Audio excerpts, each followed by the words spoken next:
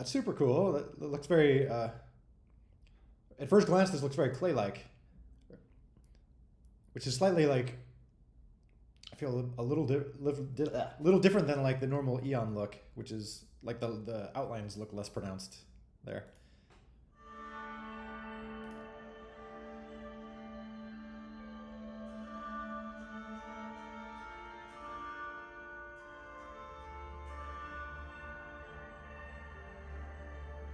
Cool. So she's like a healer or support unit. I'm curious.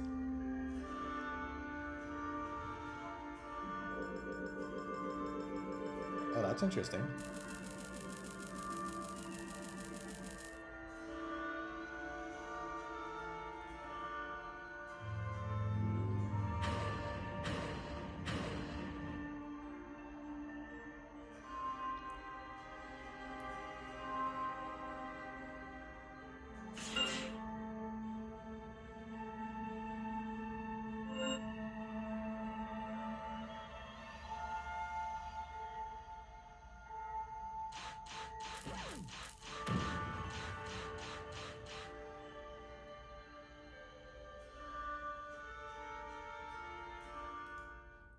Cool. That sounds like fun. Some interesting dynamics. The whole like healing and hurting, like one projectile that does both healing and hurting. Um, that always, again, it like brings me to the like the question it pops up in my mind is like how do you communicate that to player like that's super awesome like having that intro video, um, but like it makes me wonder like how can you clearly communicate to that to players like in game, stuff like that, like, oh, this hurts them but helps me, or just to make that as clear as possible for someone who hasn't seen that character before. But yeah, fun stuff. Oh, okay. That makes sense. No outlines then.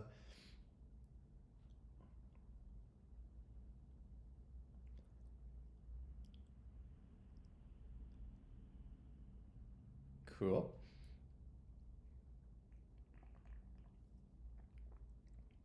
Apologies if I'm asking any questions that are just like super obvious once you played the game enough.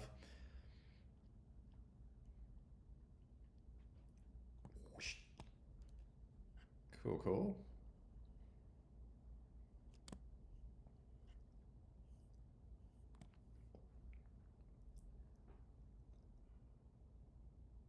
Oh, okay.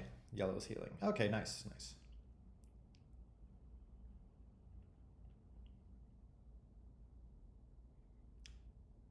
So yeah, very very cool stuff.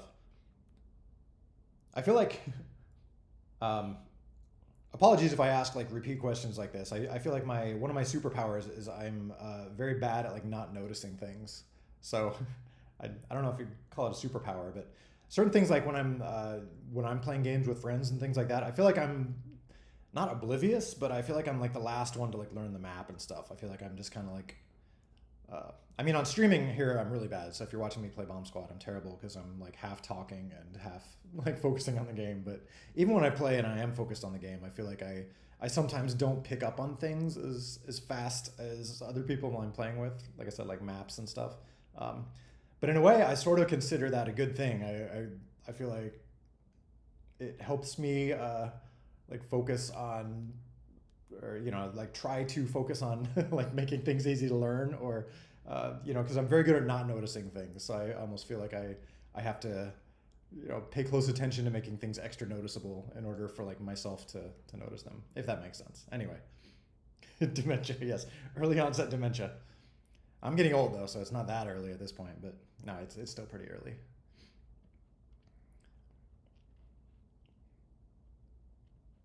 Mug spaz when ah still looking for a good mug company and plushies. That's what I've been spending the last 2 weeks. I've just been doing nothing but researching mug companies. Oh no, forgot to make coffee. Speaking of coffee, I made a wonderful coffee related discovery this week. So I went ahead. So I have my fancy, techno cup here that keeps my coffee warm. But the one downside with my fancy techno cup is that if I pour some milk in my coffee, after a while you get like the nasty thin or kind of layer of milk on the top that kind of hardens. It turns into this like slimy, disgusting layer. I learned in Polish there's a name for it, like kojuk, I believe. My lady was telling me about that. Um, but anyway, I discovered that if you have like a lid on your coffee, or if your coffee is enclosed, like a thermos type thing, it doesn't form that nasty layer of milk, even if you have it like warming for a long time. So that was a huge life-changing discovery this week. I guess it's because like the air above the coffee is the same temperature as the coffee, so I guess that prevents like the weird layer from forming. So anyway.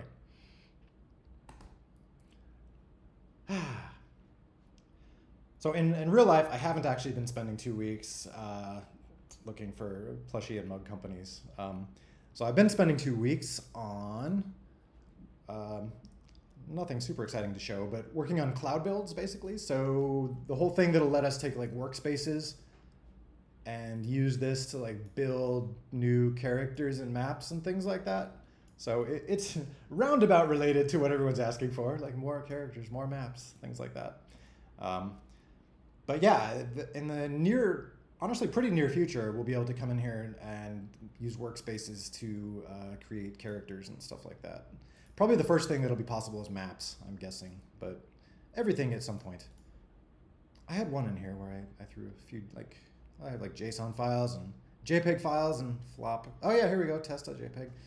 So starting to get to the point where like workspaces can do like run builds on cloud servers and things like that. So kind of putting all these pieces together. So at some point you'll be able to basically just like drag JPEGs in there and drag OBJ files and then poke a button and then like you'll have something in the game. There'll probably be another step or two, but basically that. I can show you running a cloud build. This is very, very dry, boring technical stuff, but just to show you that it works. So this is kind of what I've been iterating on all week, is if I come in here, come to my dev server, do test cloud build clear, I see some force deleting nonsense, test cloud build BASN, poke this button, and it spits, oh look, build succeeded, very, very exciting, build succeeded, hooray. So basically what that means is this server just sent off this little like build to one of my other servers and then it ran the build on that server and then sent the results back. So that means that stuff's working. So now it's just like tying that all together into actually making characters and cool stuff like that. So that's what I've been up to for the last 2 weeks. Aside from, I think 2 weeks ago, I had just finished updating the old V1 master server to Python 3, which was a huge painful ordeal, but that was done. And so I've had to fix a few things the last 2 weeks, just kind of like smoothing over any bumps in that, but that hasn't been too much. So kind of, yeah, lots of server work these last few weeks. But it's getting close to, as I mentioned before, I actually have this like fairly short to-do list to get to 1.8 to get like asset packages working. So making good progress on that. So I'm bummed that I didn't have, I couldn't do like a live demo of actually making an asset or something like that this week, but it's getting close. I do feel bad because technically this is Coffee with Eric number 50, so should have had something super cool and magnificent to show to celebrate or something like that, but all you get was that lame tech demo. Welcome back, Sock.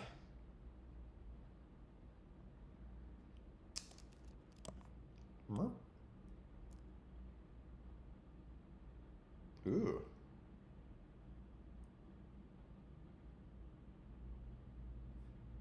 Very cool.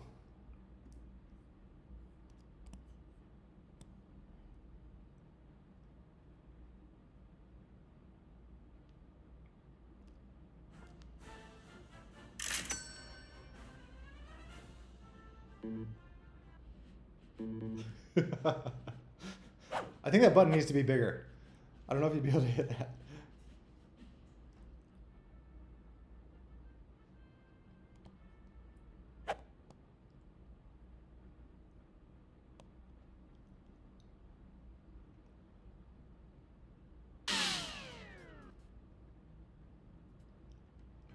Super cool. Yeah, stuff like that is awesome and handy, and yeah. So yeah, very cool.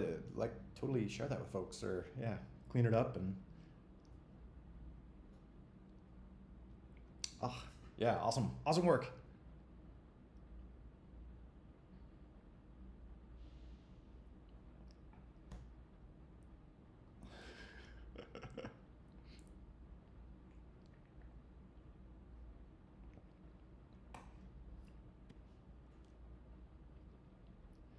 But yeah, and like that kind of stuff is I don't know, that stuff's super exciting. Like integrating things with Git repos and just automating stuff and making, yeah, like getting to places where people can like iterate on things and just improve things over time, and it like automatically updates, stuff like that. I love that kind of stuff.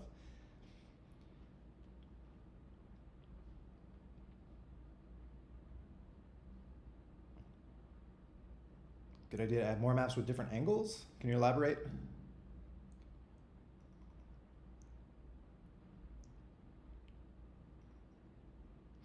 I mean, in general, for anyone who hasn't been here, like my hope is that as soon as 1.8 hits, we should have some new maps and things like that, since it'll be a lot easier to add them. I'd like to make some myself. It's been a while. Oh, okay. Yeah, no rush. I feel like it's, in my opinion, better to release code that is somewhat polished versus. I mean, not. I'm not following that advice necessarily myself. There's a lot of really bad code still in Bomb Squad or Ballistica that is available. But what can you do? It's tricky to know because on one hand it's great to like open stuff and give people access to like work in progress and stuff like that, but then the problem is then people want to use that code and modify it and like fork their own repos and things like that, and then they wind up getting this janky half-built code that they're building stuff on top of, and so it's like that's not ideal either. So it's hard to know when to hold your cards close to your chest and when to put them out on the table, so to speak.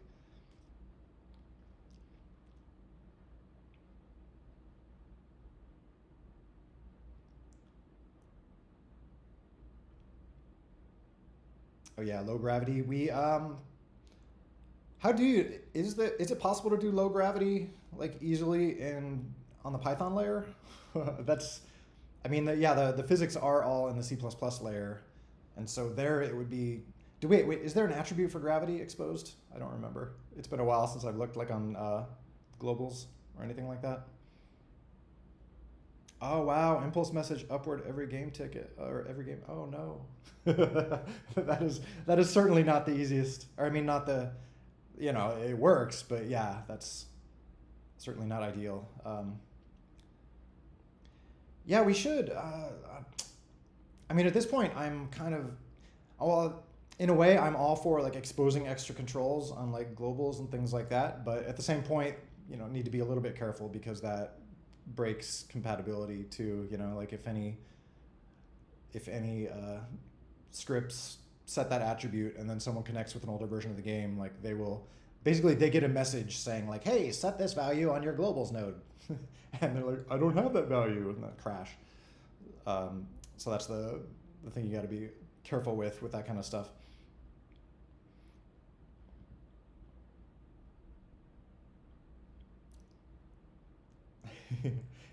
Yes, I'm hoping. When is Easter? This is actually this is catching. Oh no, because yeah, you have your super awesome Easter egg hunt, which I want to bundle, and I'd love to do that with asset packages. April. Oh man, I gotta hurry. Okay, I will do my best to get asset packages done in the next few weeks. If not, I guess there will always be Easter next year. Um, asset drop April, yeah. April 1st.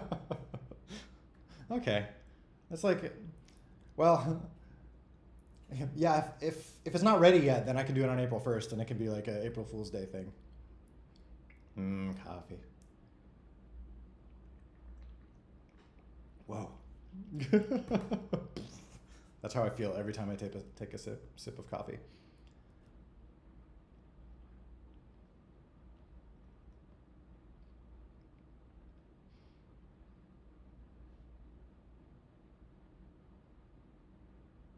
Rabbit bomb?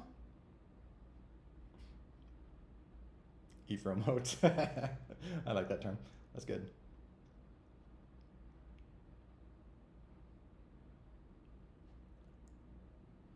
It'd be interesting. Yeah, just spawn a bunny bot. Well, I've talked about this before. I have all these ideas for just like silly, dumb, weird little helper animals like chicken bombs or something like that. Like it'd be super cool, like Zelda style, just this little like chicken thing that just like flies out and attacks people. But maybe it'd be a bomb, or maybe it would just be like an obstacle. Who knows?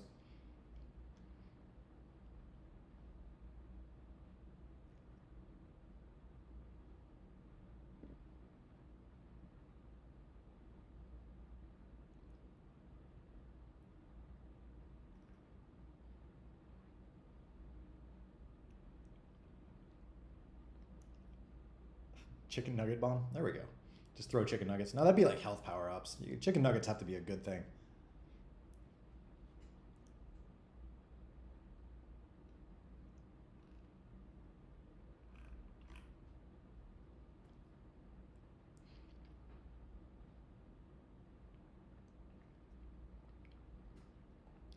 Let's see what else is new. I think I'm going to. I know I'm terrible at this, but I'm going to spend today hopefully wrapping up the outstanding PRs. I know there's some that I've left in there for way too long. I do feel bad about that, but I've been pulling in a few lately, so I'll try to get the rest of them. Live PR pull. Oh, I guess that could be an option, but oh man. I was just going to mention PR Siegel. He hasn't shown up yet. There he is. Hi, PR Siegel. Wait, I'll be right back. I got to turn the air down. 1/2 second.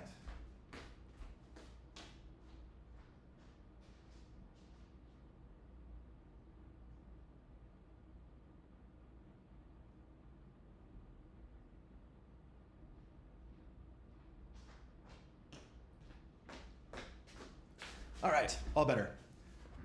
It was like super cold this morning when we woke up, so I cranked the heat like way high and then forgot that it was on. And I usually can, get a fancy schmancy smart thermostat thing, so I usually set it with my phone, but my phone is currently serving camera duty, so I had to get up and turn the thermostat down like some sort of caveman. Ew.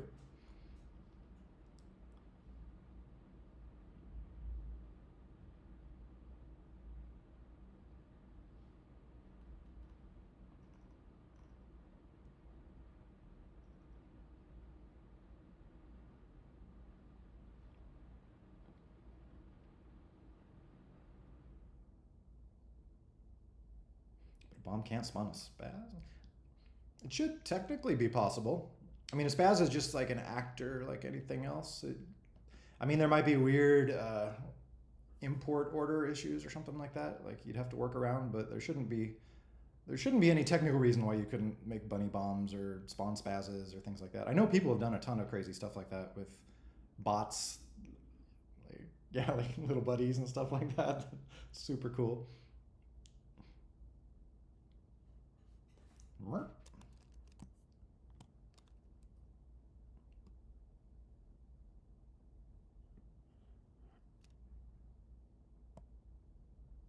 Cool.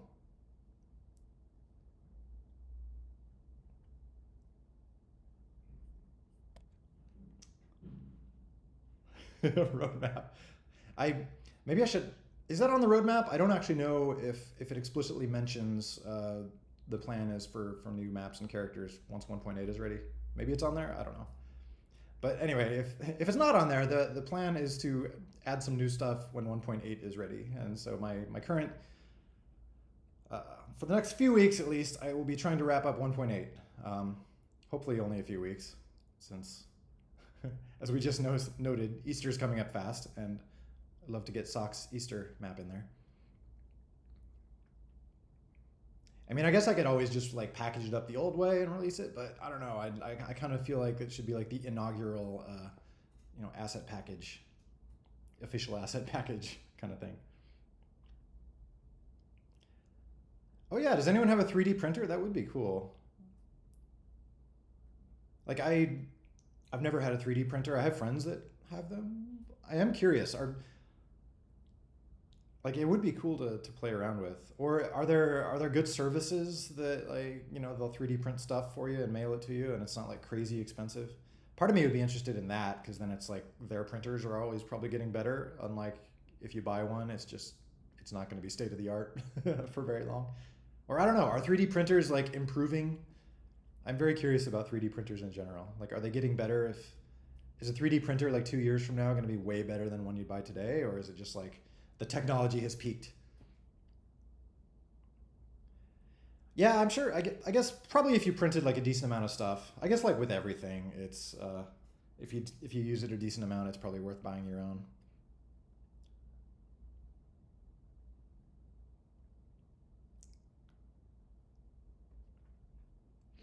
That'd be kind of cool. Like we could just like post files for people to 3D print and stuff like that. At least while the game doesn't have official merchandise. Just like, hey, make your own merch. That would be actually cool. Like kind of share files and people can like paint them and stuff like that. Just have little contests like who can make the best 3D printed painted model. We can come up with Bomb Squad, the tabletop board game. Be like Warhammer style or something. Be like an action game, except you roll dice for everything. That would be interesting.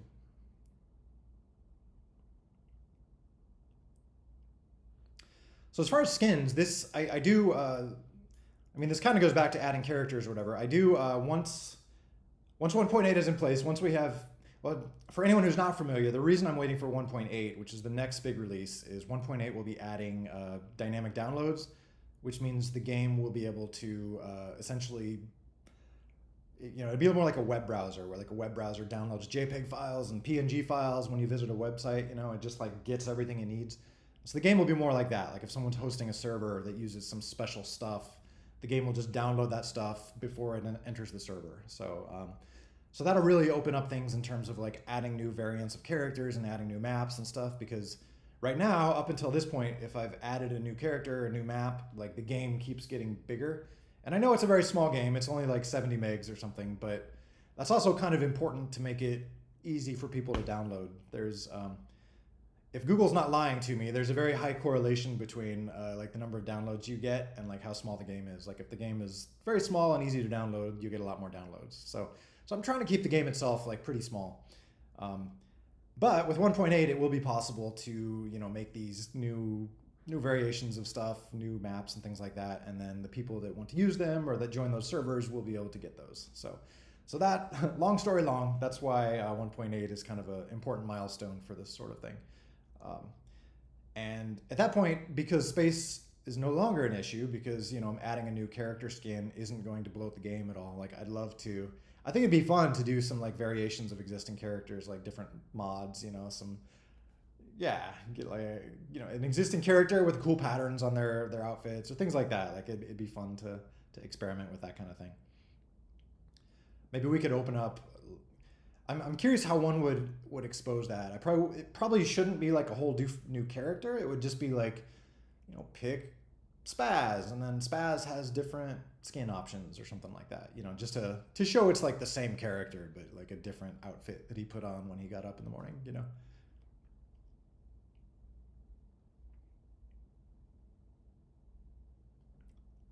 Samurai would be cool. Yeah. I don't remember if did I? So I put a bunch of placeholders in place. I've described this before, but yeah, if you dig through the files, there's a bunch of, they're all like literally just copies of the normal Spaz character, but it's all these different names. I put in placeholders before, so if I did fill in those characters, I wouldn't have to like distribute new copies of the game. Like people with the old copy would just see Spaz. That's why that's all just like copies of Spaz.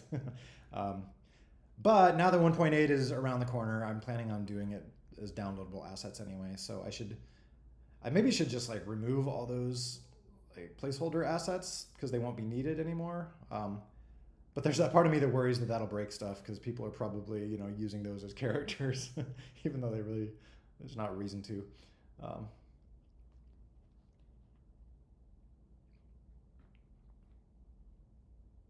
Ooh, teenager version of Spaz. But yeah, that does bring up a good point. Like, how old is Spaz? He doesn't even have a mouth. He's very ambiguous, Like the characters are kind of like they're not. I don't know. How do you guys think Spaz is? How old do you think Spaz is? I mean, Grumbledorf is obviously pretty old. I mean, he's a wizard. He's got a big beard. He's been around for a while. 25? Okay. I could see that. Yeah, he's got like the military thing, so he's prime like military age. So yeah, early 20s probably. Early mid 20s.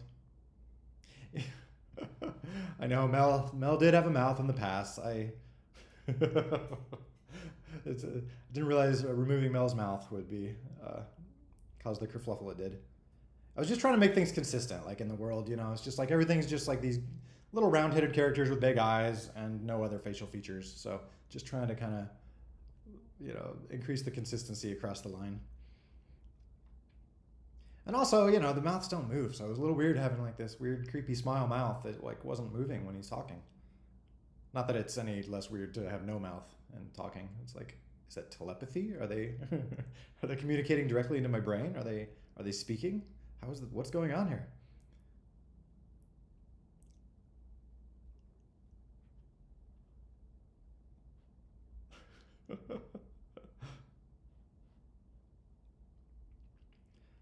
Maybe that can be like we could bring that back in a special unlockable skin for Mel, is like Mel with a mouth. Like, I don't know, it'd be like the hardest skin to unlock in the game, but if you do something amazing, you can get Mel's mouth back.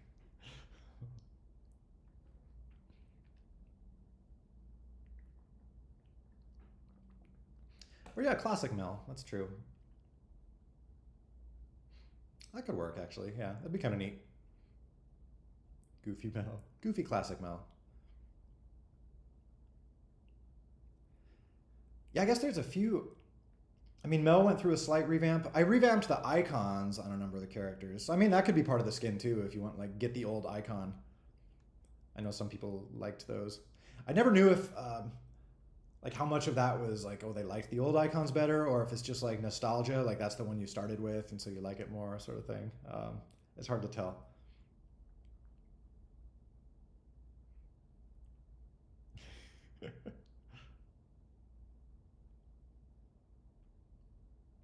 Oh, jeez. What? Just brain glitch right there. So yeah, maybe that could be that could be an unlockable maybe. But that brings up another point too. We were talking about moving forward, like with squads mode, the idea of having way cooler icons, like bigger. Because it'd be awesome if you're like in squads mode and you have like 3 friends in your squad and you're taking on another squad, to see just a little like matchup screen with like real big icons. Um, or just as you're forming your group. We talked about this before. Just Fortnite style, like having your characters like on the screen, just to see like who's playing with what skin and what variations and things like that. Would be way cooler. So it'd be neat to the point I'm getting to is it'd be neat to almost revamp the icons again to come up with like higher res versions. Uh, so maybe maybe the existing ones will become classic version 2.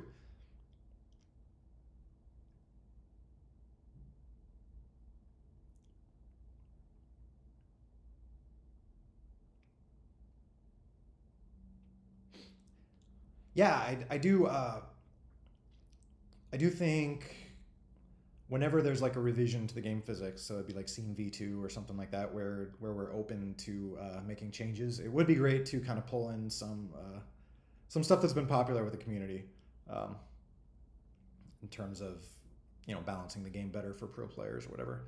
I've I know I've talked before about how I kind of balanced the game for like newbies basically, because most people I was playing with or were pretty new to the game, so kind of amateurish. So it was mostly kind of designed to be fun for kind of amateurs, but there's clearly some flaws that get brought out when you're very good at it or when you play it a lot. And so I'd love to get some of the things in that address some of those issues, kind of balance it a little bit better. As long as that doesn't like ruin it for the newbies, it's like those two considerations. Keeping it fun for new people, but having the skill ceiling be higher for the pro players.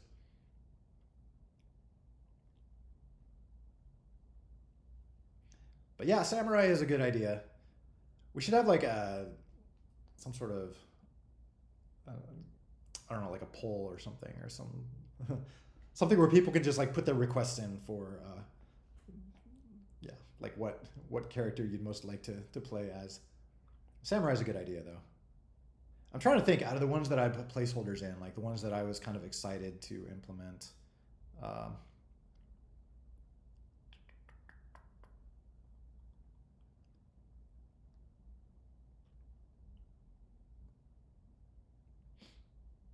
trying to think. There's one in there I was gonna do like like a female Bruce Lee homage sort of thing, a little bit like Kill Bill, that character, or like how that was, like a yellow jumpsuit kind of thing or something. So like that would have been fun.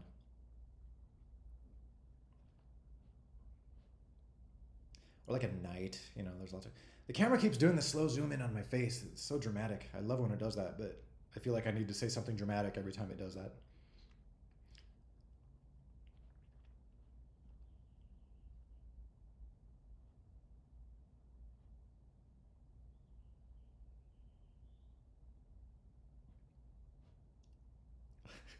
Who is that guy? Should I know this? I probably should know this. Oh no! Oh, is that a? I'll have to ask her.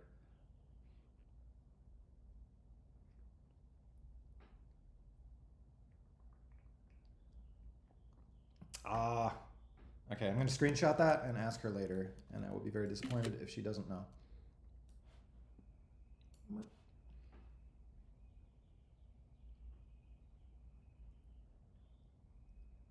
She does watch some Polish sitcoms, so hopefully she's aware.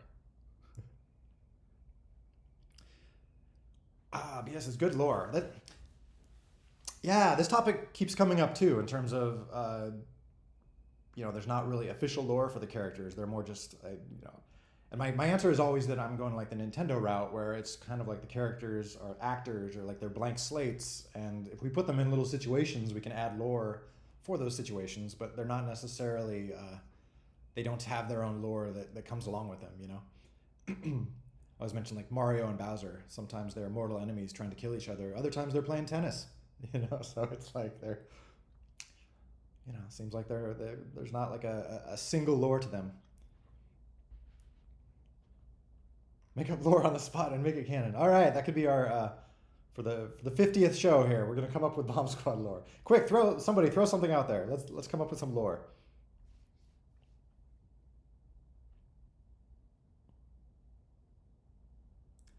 I mean, I do think it would be super cool to have like lore for a campaign. Like maybe that would be a good target. Though I guess if you have like an official campaign and there's lore for that campaign, people might just start assuming that is like the lore. But then I guess if you have another campaign and you have different lore, like you kind of convey the idea that there's not like a single specific lore. Or other games where there's lots of just like random different characters thrown together. Like Fortnite, is there a Fortnite lore? Like, is there a backstory or anything, or is it just like, hey, everyone's on an island fighting? Or not even is it an island? It's not necessarily an island, right? It's just kind of an area.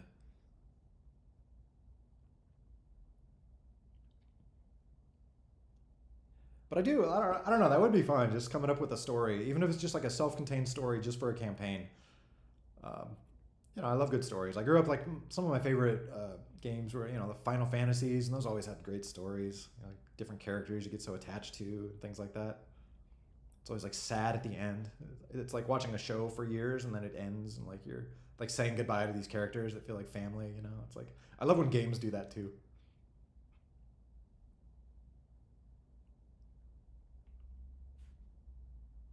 Okay. Oh, that's kind of cool. Every update has different lore. See, I do kind of like I don't know. I personally like not having lore be too permanent, or being able to kind of reboot things a little bit. And well, I'm catching myself now. I feel like I that kind of annoys me sometimes with the recent like superhero movie craze is all multiverse stuff. It's just like, oh, there's a million versions of everything and nothing is permanent and blah blah blah. Part of me is like, oh, that sucks. But I can, but here I am like seeing the appeal of it. It's just like, oh, it's fun. You can have a little story that's self-contained, and then have a completely different story next week. So I don't know. I I personally find that having too much lore, to me, it seems like limiting. Like if you look at, I feel like the biggest examples are like Star Wars or Star Trek. It's like there's so many stories that have been told, and so many things that are intertwined. To me, it just seems like such a tangle to try to like add another story in there without like messing up other stories. Or it's like people get so upset when like the new sequel trilogy. It's like, oh, this kind of craps on the original trilogy. It makes it meaningless. It just seems like there's so much established stuff. It seems like it's hard to tell original stories and steer clear of ruining old stuff. So that's why, in a way, I kind of like when things are just fresh.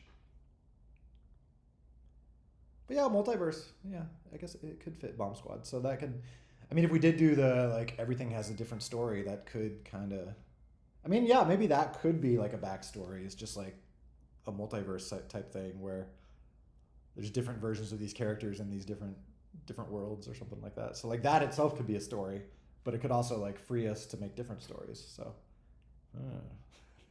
it's getting very Inception like.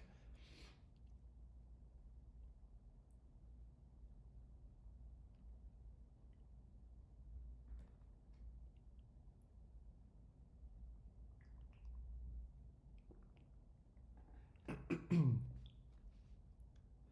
we'd have the big like idea of what's canon or what's not canon. Like that was a big thing with Star Wars. I remember when Disney bought it, like all the old stuff became like not canon, and there was this very specific like legends stuff that's no longer canon, and so I don't know. It seems like a big thing these days with the multiverse stuff. Or it's like what is canon, what's not canon, who decides that? Like it's like this big like political thing almost. Inception Squad.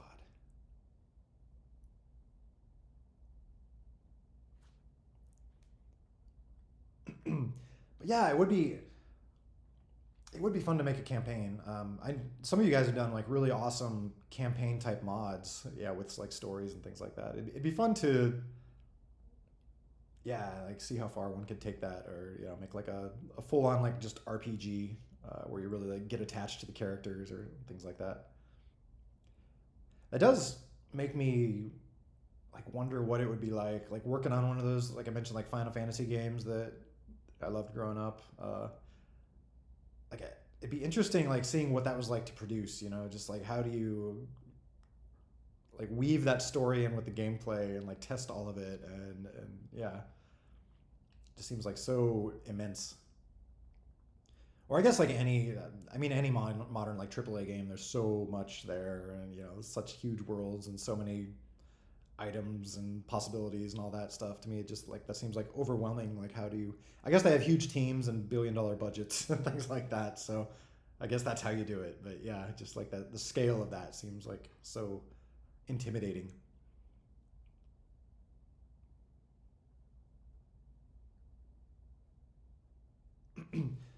But then yeah, that does get me wondering about. I mean, that's kind of like I've rambled about this plenty, but just the idea of like trying to keep this project small, like something that I can do and keep it fun, and not bureaucratic, not all about money, stuff like that. Just trying to keep it about like wanting to make fun games. Um, but it does make me wonder then, like, yeah, would it be possible to come up with like a big RPG or something that is like community driven, like built around that, or things like that?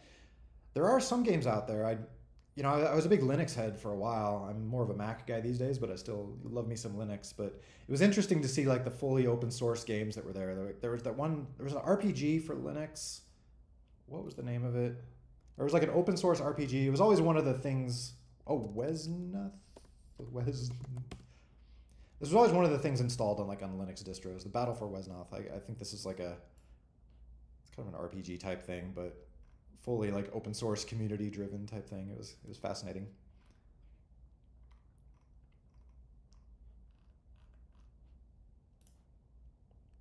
I'm curious if this is still like in heavy development or how it's going. Last edited 12th April 2021. Not too long ago. Yeah, Polish version. Oh yeah, Super Tux Kart. Yeah, there's. I remember when I was first messing with Linux, it was like Tux Racer. That was one of the built-in games. It was neat to play with that.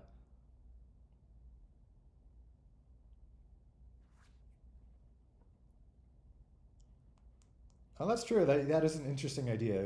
Characters live in a simulation created by humans.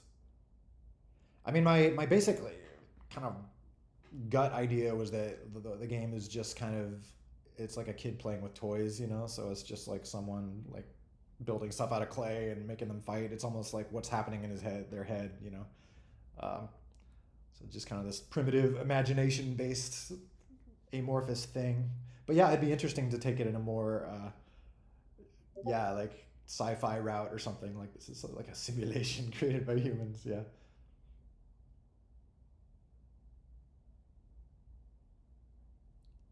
The bomb from the icon of spectator. That'd be kind of like creepy in a way.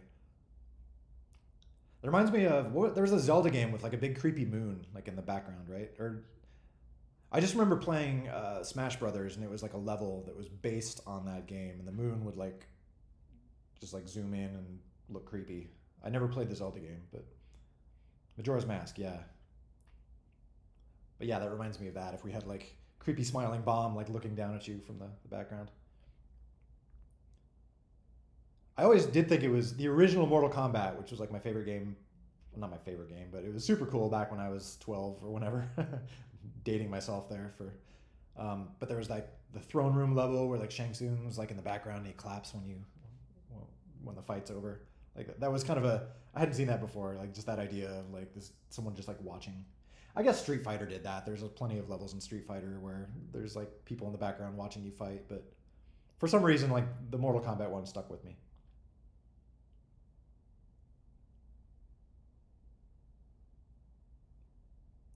Interesting. The bomb can just become like some sort of like god character, like this omniscient spherical thing that just smiles and hangs out.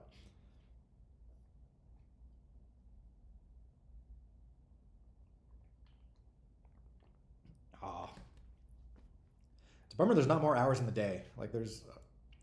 I'm curious if you all feel this way, but like there's so much stuff that'd be fun to do, and it's just not enough time to do it all.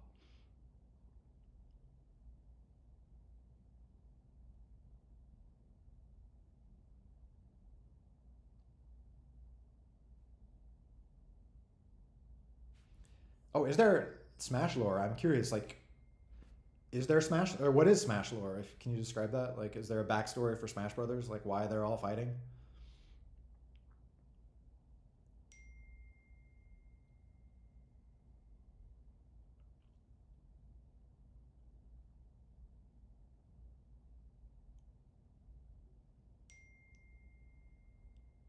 I remember, of course, Mortal Kombat had lore. That was all like champions fighting on an island to save humanity or whatever. I don't remember. I think Street Fighter 2 wasn't that just like a tournament, like a fighting tournament. It wasn't.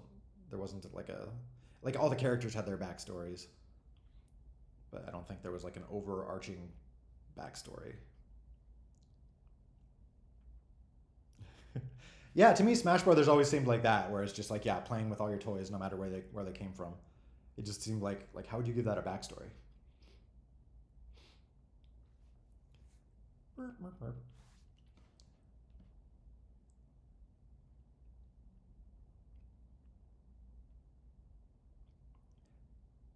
I'm torn. Like for a while, I was invited like poking accept on everyone who's inviting to speak. If you still want to speak, like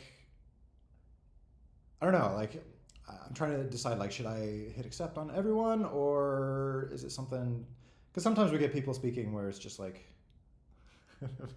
well, I don't know. What do you guys feel like? Should this be like everyone can speak or should we be more selective?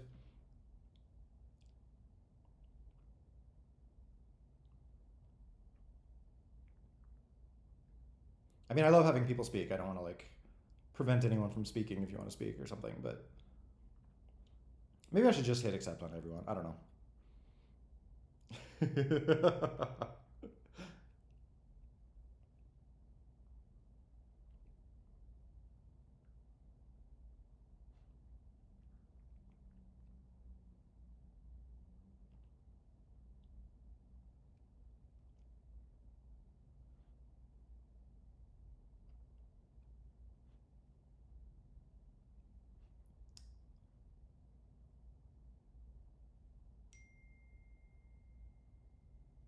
Oh, interesting.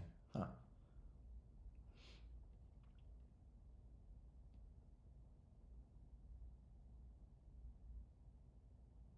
Wow, that's very deep.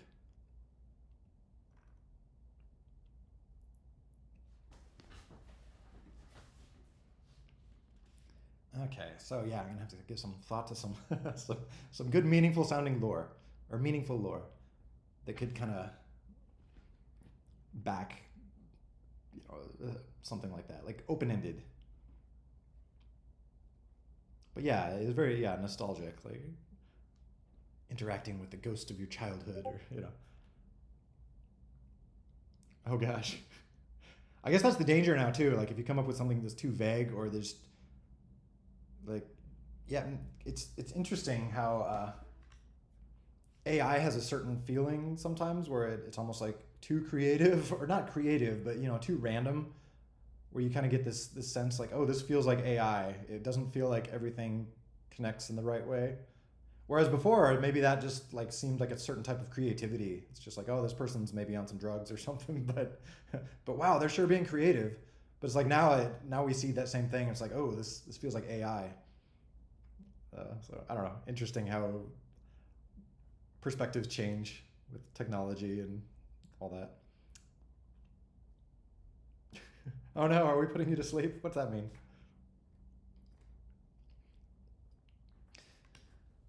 It does bring up questions. The whole like AI thing. It was basically I know I've heard Michael Bay or some famous director saying like, oh, I'm not worried about AI. AI can't create things; it can only copy things, which is an interesting way to view it. But that does get me thinking like, is that how our brains work? Like, do we not actually? Are we just mixing up various pieces of things that we've seen and learned and spitting them out in different combinations? Like, is that all we're doing too? Or what is creativity?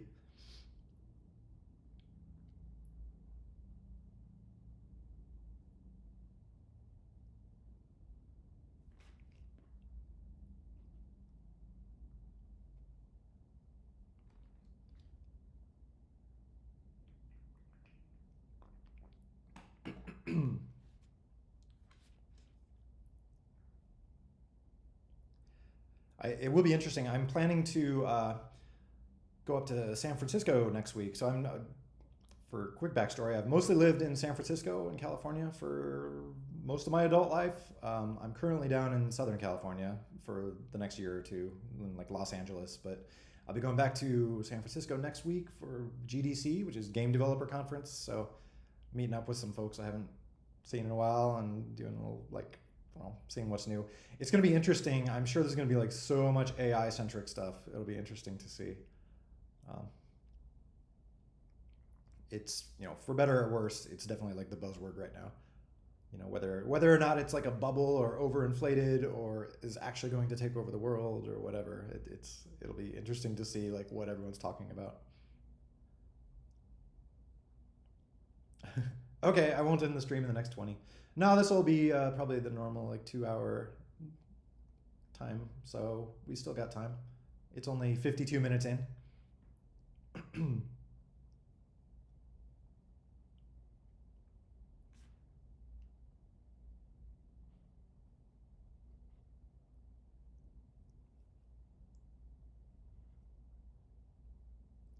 Yeah, whatever. If there was official lore, I definitely I would want it to be something open ended where we can kind of do anything. Like space levels or basketball or whatever. It all fits. Uh, yeah, that's true. Yeah, Toy Story is kind of good lore because it is basically about child's imagination sort of thing, or like the beginning. Well, My Baby Toy Story 3. That's the one I worked on. I was the kind of the sequence lead for the opening sequence with all the it's like the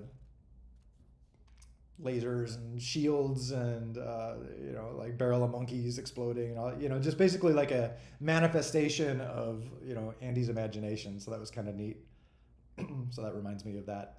Just if there was a Toy Story type lore where it just allows for like any of those things mixed together.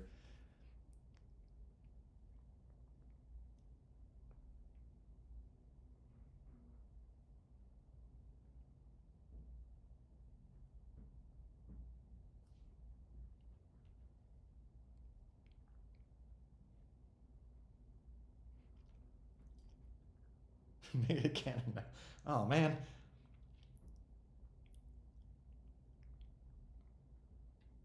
feel like I have to put a little thought into that.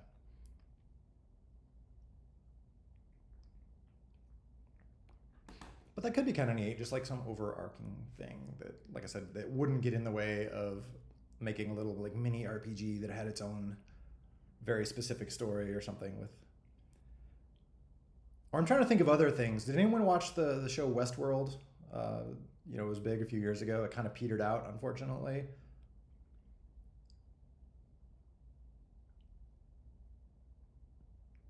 But if anyone did, but yeah, Westworld was cool because it was, spoiler alert, it was basically just like these android characters in like this old Western setting, but they would get, killed, or things would happen, and then the owners would come in and like put them back together and wipe their memories essentially and like reboot them, and they'd be like a different character the next time. So it was all these like different situations, but with the same group of people essentially.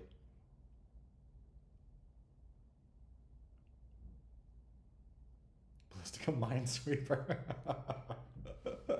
Oh, someone should totally make Ballistica Minesweeper. That was one of the first things I didn't code Minesweeper, but I found someone like some open source Minesweeper for Mac, and I like ported it to a different API, or I don't know. I got it running on like Mac OS 10, and previously it had only run on like Mac OS 9, so it was like a different. That was kind of a big deal back in the day, so I was very proud that I had a native Mac OS 10 Minesweeper that I compiled myself. I don't know whatever happened to it, but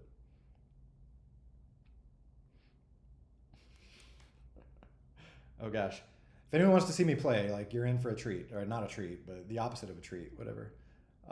For one, I'm usually playing on, like most of you folks I think are in Europe or Asia places, so my lag's usually bad.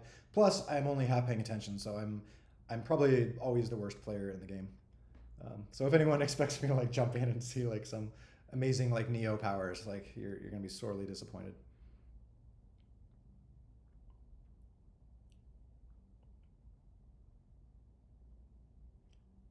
But is Minesweeper still being included? Like their newest versions of Windows still have Minesweeper, right? I know I occasionally read these things about how like Windows is taking out like Paintbrush, or or Paint.exe, and then there was like a huge uproar and riots and death and destruction, and then they agreed to like put it back. So I'm just checking: is Minesweeper still around, or is that like not a thing in Windows default anymore? Oh, here we go again with.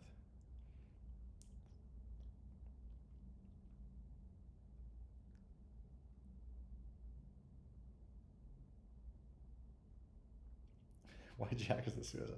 Yeah, I guess it doesn't. Well, it's gonna delve into you know non PC topics, but yeah, I don't know why Jack would be a. I mean, he's a crazy pirate. He can he can blow himself up if he wants. Oh no, Windows doesn't. So how does one play Minesweeper then? So see if there's no like default installed Windows Minesweeper, like Ballistica is clearly the option. So we have to do it. Oh yeah, with, like fully ray traced. We need to, yeah, I need to revamp the graphics engine so we have full ray tracing so we can do Minesweeper the way it was intended.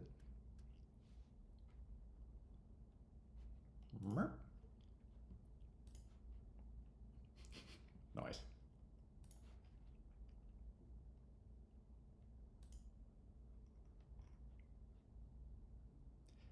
In all honesty, though, like little things like Minesweeper would be kind of, I don't know, it'd be a fun little diversion. And I've covered this a million times before too, but that's part of the reason I made Bomb Squad. Like the whole like mini game idea is that I didn't want to try to be making a bunch of games and maintaining them and having to worry about like recompiling them to keep things working. I'd rather just make one game, but be able to make like fun little mini games within it. So that kind of fits the purpose of what Ballistica is, or what Bomb Squad is like. It'd be cool to make a little Minesweeper game in there for fun. That way I don't have to like release a new game on the store, but I can still have my Minesweeper.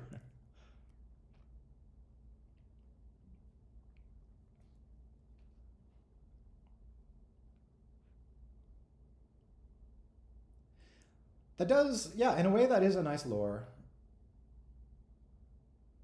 It makes me wonder like what the practical, like how we would wrap that in a practical way. Like would there be like a would there just be an explanation of that, or would there be some,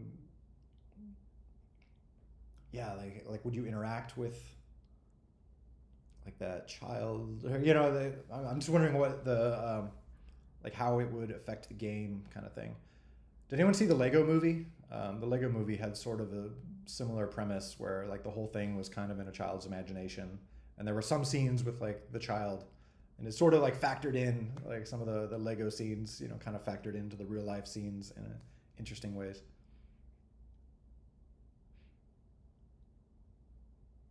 So yeah, that could work where it's just yeah like just having the official lore be some yeah like child's imagination kind of thing.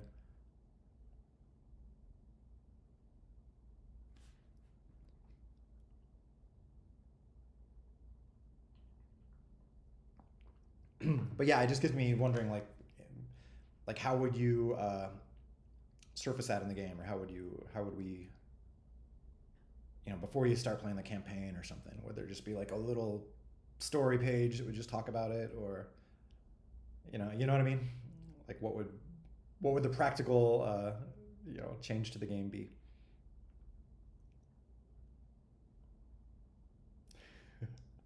I will definitely consider it. Like it's an interesting topic here. Um, that could come into play with squads mode or something. You know, maybe there could be some little intro or something talking about, or the different like leagues that show up in squads mode, each of which has its own kind of theme or whatever. You know, it could it could be a little blurb talking about that. Oh, what did I miss? Roadmap. Oh, oh, yeah, yeah. That roadmap covers that.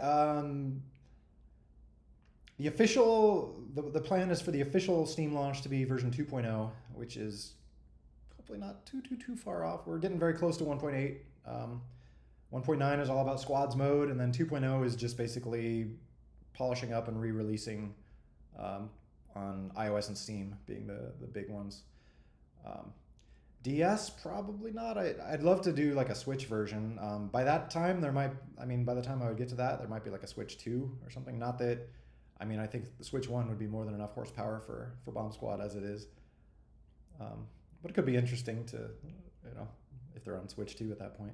I'd probably want to target Switch 1 though, because there's like a billion Switches out there. But anyway, the Switch, if Switch does happen, that would be after 2. 2, I'm trying to limit. It's taken me long enough anyway. I'm trying to limit the goals for 2.0 to basically Steam and iOS. Both of which have it basically up and running. It just needs some polish and love and hardening.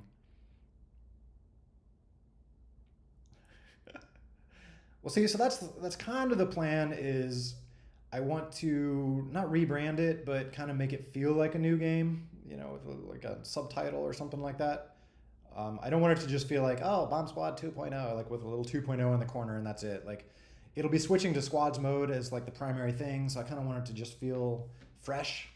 Um, so yeah, we'll see exactly what that means, but that's the hope anyway. I don't want to make all the Steam and iOS people feel left out, even though they kind of have been left out. But I mean, there's test builds for Steam at least, and some people get iOS working. Not to point any fingers. Welcome back, Mr. Temp. I would love to revisit VR. Yeah, that is definitely also on my to-do list. I'd love to. I mean, there's technically still the Oculus Rift version out there, though it is pretty out of date. I think it's still 1.4 or early 1.5, and it requires an Xbox controller, which the original Oculus Rift shipped only with an Xbox controller. They didn't actually have the touch controllers yet. But it's pretty out of date at this point. So I'd love to, like, that's one of those things where that'd be like a day or two to get that up to date. I'd love to do that. It'd also be fun to release, like on the Quest if they're interested in that. It's not like a, I know they're more selective with Quest games. Like they have to approve it and stuff like that. And it's not like a traditional VR game where you're like in the game. But it would also be super cool to get it on I'm excited about the Apple headset, that came out recently too. It'd be great to get it on the Vision Pro. because that one is more, I feel like it's less VR-y and more AR. It's a little bit more about like sitting still and watching some experience, so it'd be more like fitting for what Bomb Squad is. um, but yeah, and then also the Bomb Squad world, or like Bomb Squad AR idea, like some spin-off game where like you're playing on a tabletop, like that'd be super cool too. Once again, see, this is the problem. It's like all this stuff that'd be fun to do and not enough hours in the day. I was like, oh no. I mean, I'm getting old. I'll go bald here at some point. What's bug is this?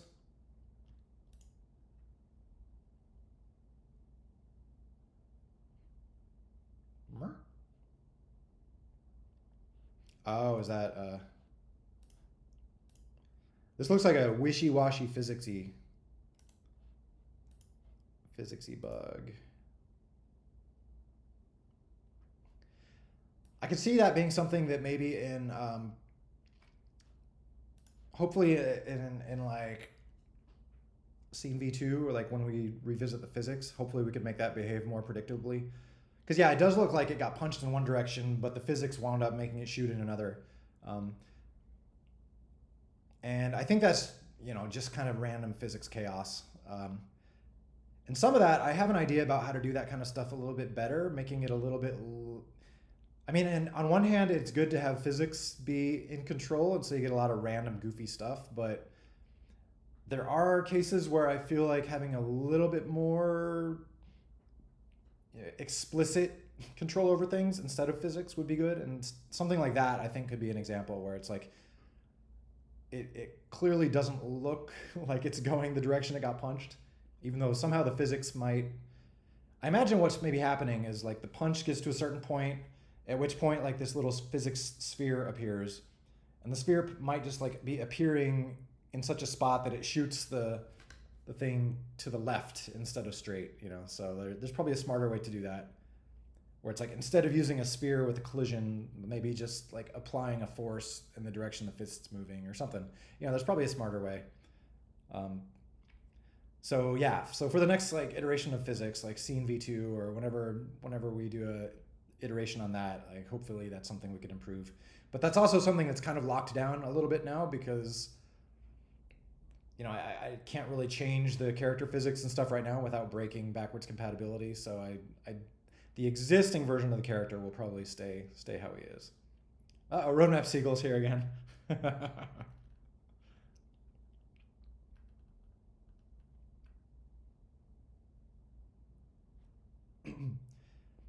But yeah, exactly. Speaking of VR, this like I do love the VR version. I got way sucked into like building the VR version for a long time, and it was just super cool to see, like look down and see little characters running around. It's like a tabletop game. Like something about that is just really neat. So yeah, for like Vision Pro, or I mean, the Quest is pretty good about that stuff too. It's starting to get like AR support. So yeah, just getting something like that where you can play the game, or a subset of the game, or a spin-off version of the game, just like on a tabletop. That'd be super cool. This is cool. What's this?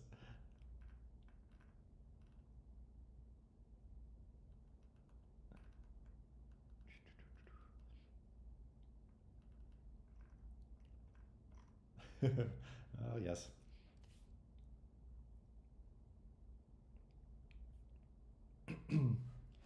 Yeah, it would be fun to incorporate more like real world stuff into levels, into maps. Just I don't know, just random things you find around, like lying around, like this coaster here. This could be a cool platform. Or what else? I don't know.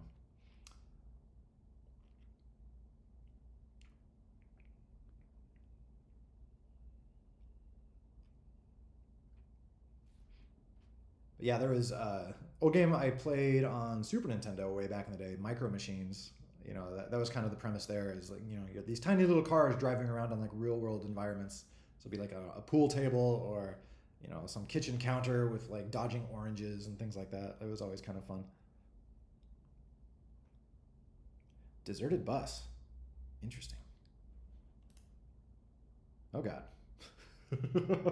Shouldn't have clicked that. Go away. Make it stop.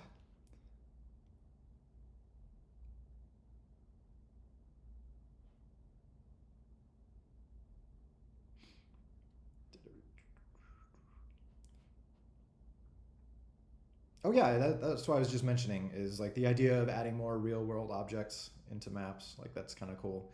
Um, I mean, a lot of the original ones it was just clay and children's building blocks, but yeah, it could be fun to kind of wrap more stuff into that.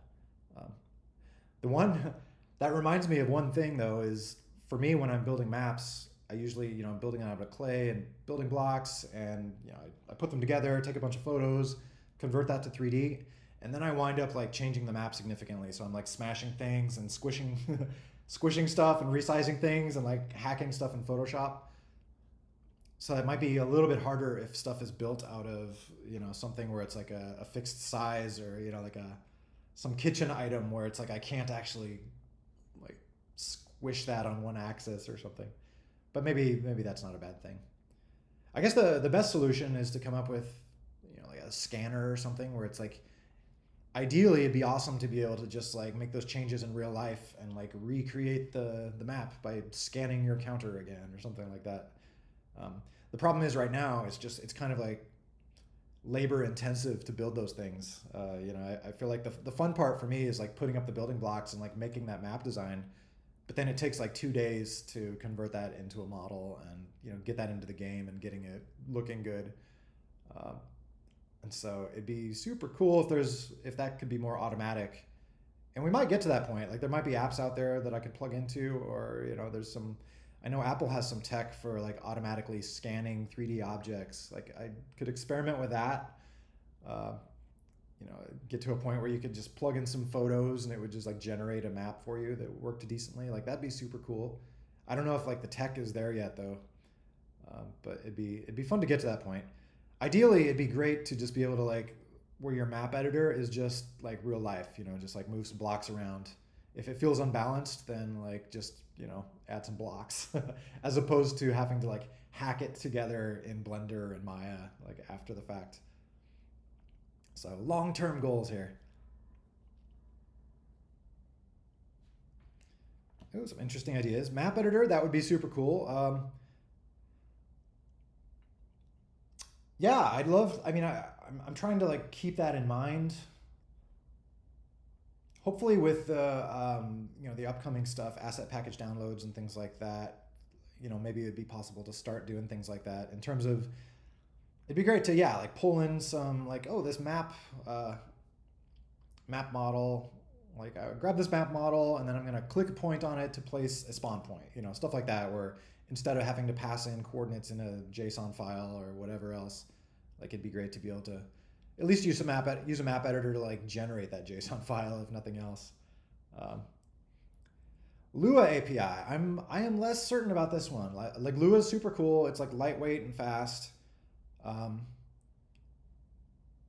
for a while I was thinking of doing that, like a Lua API for maybe like client side stuff. So like if you wrote up some Python, or not Python, but if you wrote up some logic that needed to run on all clients, like you could do that in Lua or something, like a very limited API. Maybe that would still happen, but part of me is wondering like if that's possible in Python, like translate the bytecode or something like that, just to avoid weird situations where like you have to write part of your script in Python and the other part in Lua. Like in a way, it'd be cool to just be able to write Python but have that run everywhere. But there's also security issues there, so I don't know. Lots of things to think about. Has anyone worked in Lua, like in other games? Is Lua very popular still?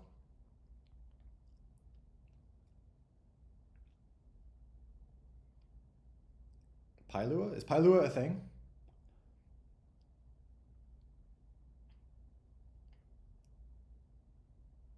Oh, we can make it a thing. Um, but yeah, I don't know. That leads down a bunch of like fun technical questions. Like one thing I think that would should be possible or could be possible theoretically, like materials. If you look at how materials work, it's basically like really simple programming. But they have to be done in this janky way because they run on every client. Like Python, Python basically runs only on the server. It's a very clear design decision that Python does not. The server is not able to run Python code on a client because otherwise you could have a server that hacks your computer when you join it.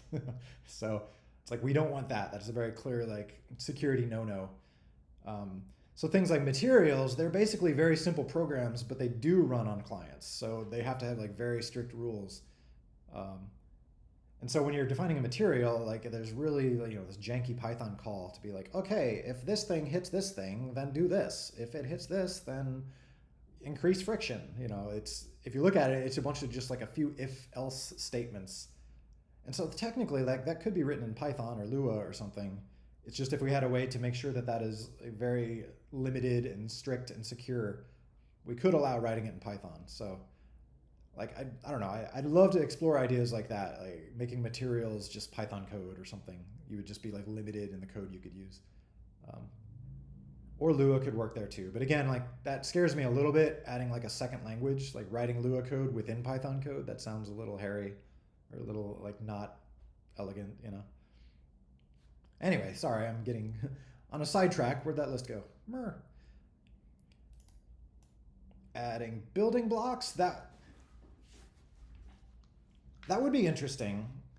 Right now, I mean, there's the sense where like maps right now are kind of like monolithic things, and in a way that's on purpose because I want to encourage, like for me, I wanted to make a map, like every map is just something that is more or less was built on a table, so you get like all the shadows are mostly doing the right things, you don't get anything that looks like it's floating or that it's not physically connected to something else.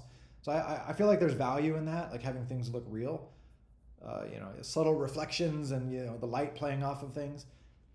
Whereas if a map was built out of building blocks, you might, you're either it's not going to look as good or you have to have a really nice fancy graphics engine to be able to make that look good. So I don't know. In a way, building blocks would be nice, or destructible terrain. I mean, there's lots of options that would add, but it would also kind of, the downside is that it would kind of diminish that claymation look of like having this real set or like a real thing on a countertop. That's my thoughts on that. So still up in the air. Published maps, that is definitely coming. That is, yeah, asset packages and all that. That's all about this, like being able to publish maps and characters and things like that.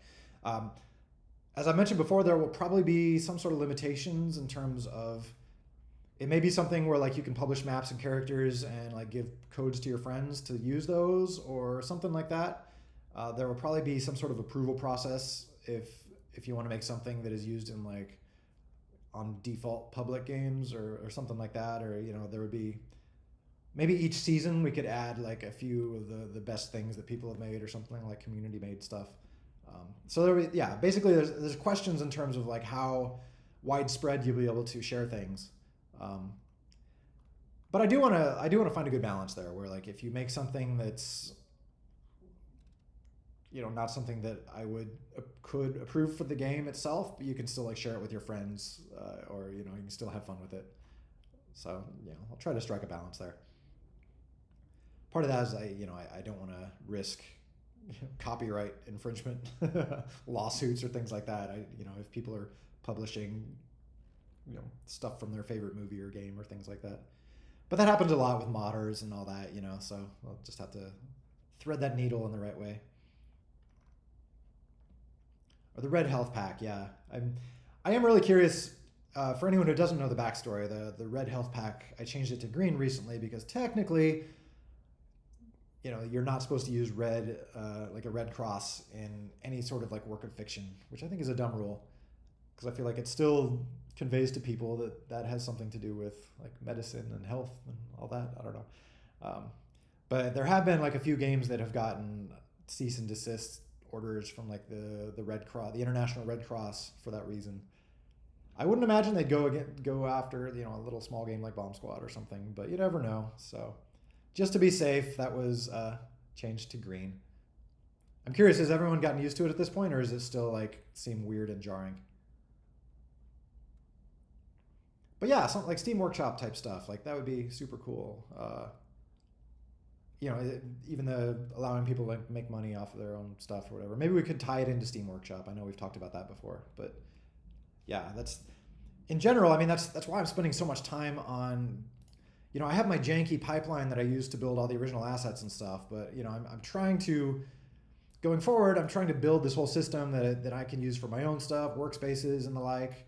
But that everyone else can use too. So I'm trying to, make it, which makes it a lot slower. My janky pipeline was very quick to throw together, but it's also very limiting. So something like this will be way cooler, but and especially because the world will be able to use it, but it's definitely slower to make. But that's that's why I'm spending all that time on that, is because I want to have something where we can have this cool like community created stuff. People can share things and yeah, just see where that goes. Going back to, also I've told this story a lot, is my part of my inspiration for Bomb Squad was playing games like Warcraft 3 was a big one back in the day. Just playing all the custom maps people made and the mini games that people made out of the custom maps, and so many things like Dota, and like genres came out of Warcraft 3 basically, just like these mini games people made. So I loved that that little world of people coming up with these goofy ideas. I played the mini games in Warcraft 3 way more than I actually played Warcraft 3. I never got very good at Warcraft 3 itself. Dang it! They'll still come after me. Okay, I'll. The bad thing about these little. I mean, they're not the best icons, but the icons for achievements is, it's not just like fixing them in the game. Then you have to go to like the Google Play Store, and because they have those icons there, you have to like supply them with the icons so that they can show it in like Google Play app or Google Play Games app, or like Game Center has the same thing. So it's not just like fixing it in one file. It's like tracking down several files across several websites, and it's like it's kind of annoying. But yeah, next time I'm in there, I can fix those too. But that goes back to the reason for wanting to have just like one game and not making tons of different games, because like little things like this, just like updating metadata in like Apple's backend or Google's backend or Meta's backend, like stuff like that just takes a lot of time. You can automate it sometimes, and I think I did automate it at some point for some platforms, maybe Amazon and Apple, I don't know. But like that automation's probably changed now, so I probably can't use that anymore. I'd have to check. It's not red, it's orange. I mean, again, hopefully, I wouldn't imagine catching the attention of the International Red Cross. It's one of those things where it's like, it's probably fine, but yeah. Oh no.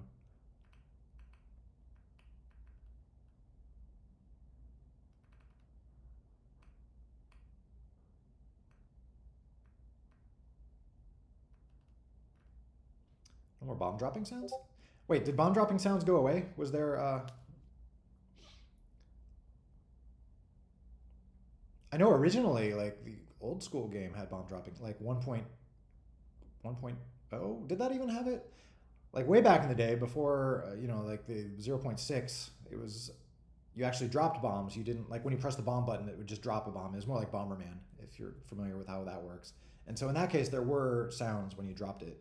Um, but at some point, I remember like there was a bomb dropping sound, but then like there was also the character picking up the bomb sound. Like when I changed it to picking up the bomb immediately, so it just sounded weird with like too many sounds happening at once. So I think I just took out the drop sound and just left the whoop.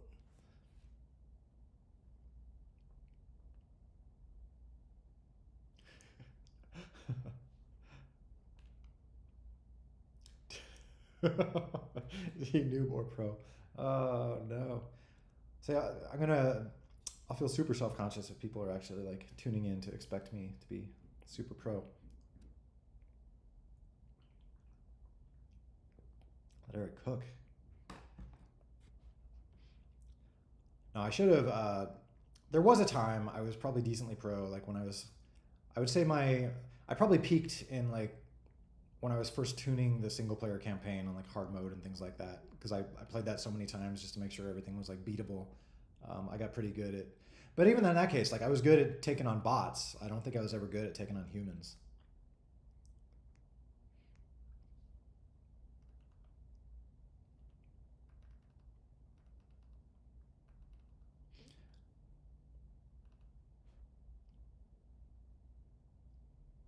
Oh yeah, yeah. Also, yeah, this Sphinx stuff is new. So if anyone, I pulled in this PR. So yes, thank you very much for adding the Sphinx stuff. But yeah, if anyone has any feedback on that, like we should get that. Yeah.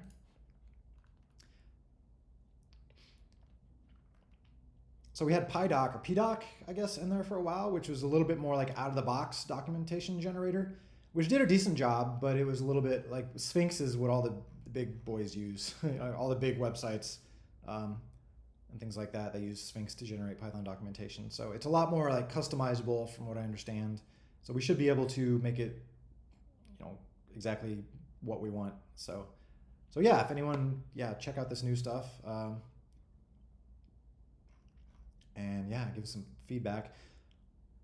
It'd be great to wire that up. I'm hoping, like I said, my longer term goal is to make it so like people can share workspaces and make this more like a community of like people playing off each other's work and stuff like that. And so if we could have like Sphinx automatically generate like workspace documentation too, that'd be super cool. So different ideas. But yeah, I'm happy to hop in a server if you'd all like. What do y'all feel like? We could do. I'm down for anything. Throw ideas out there. Vanilla. I'm down for vanilla. We haven't done vanilla in forever.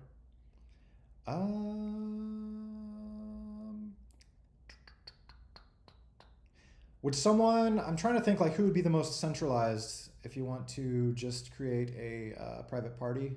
Post the link code here. Like if I did, it's going to wind up creating it in North America, which would not be good for all of you. So, Mr. Sock, maybe? Like you're pretty centralized. Poland is Central Europe.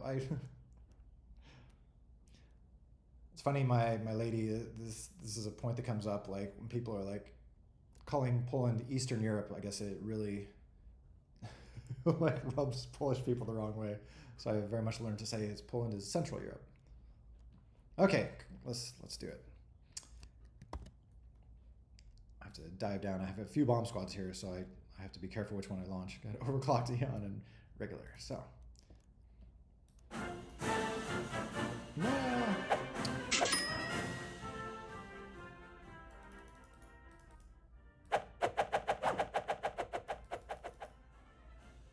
Still need to like a draggable bar widget at some point. Oh, look at this list being refreshed with my Python 3 Classic Master Server. So exciting. Coffee. Cool. Seems to be the right one. Boink. It's Evo from the coffee. I came from coffee.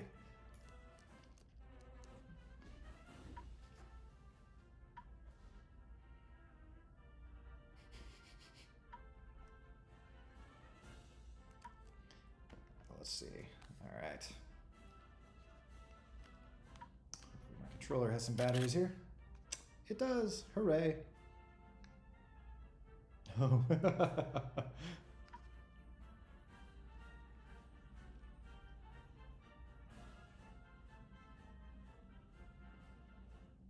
Oh, it's 300 ping from UK? Oh, that's a bummer. I figured it would be at least reasonable anywhere in Europe, but apparently not.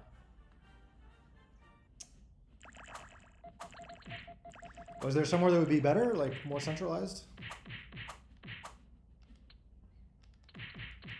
Oh, I don't have any characters unlocked in this.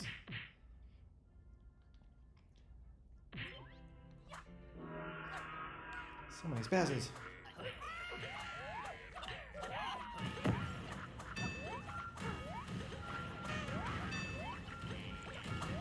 It is weird playing vanilla. Like I'm so used to all your guys' cool mods and like fancy versions.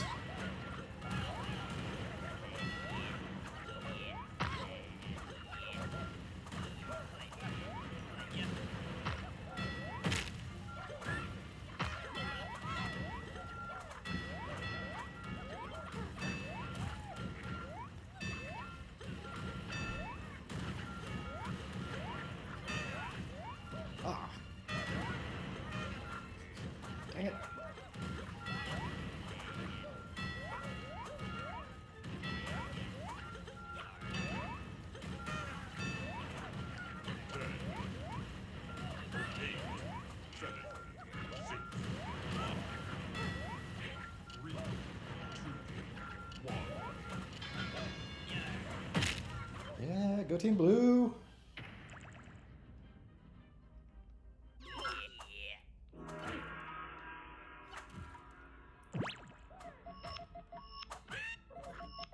Oh, I guess that's why Team Blue. Oh, didn't notice.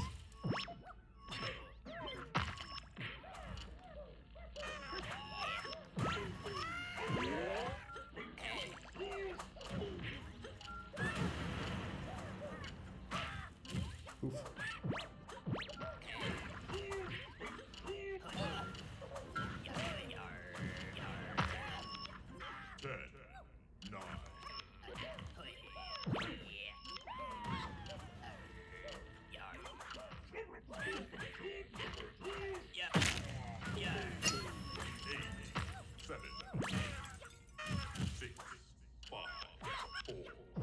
It is weird to be playing vanilla in like a competitive situation. Like I said, even usually still when I play, it's like with friends or family or people who are, you know, not big gamers. So I feel like I'm never really trying.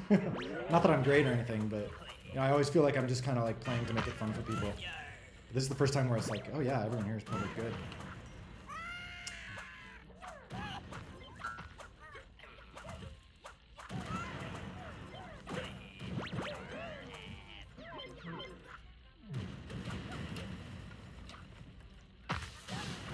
Oh my god. Oh, that was a good dynamite moment.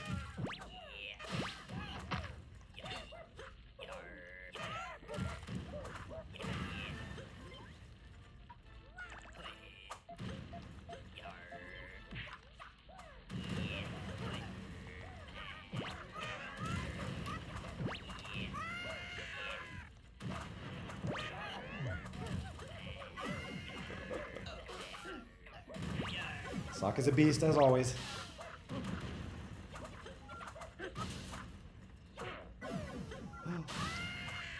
Dang, crystal ball.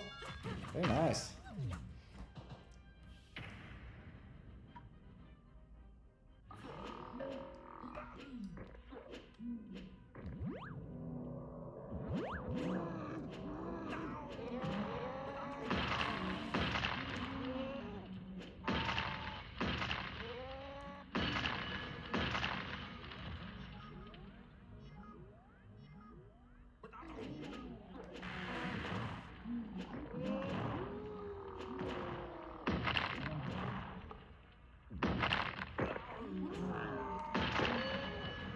Oof. Uh-oh.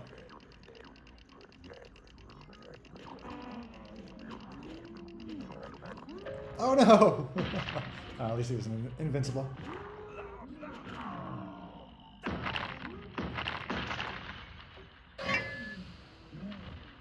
Nice.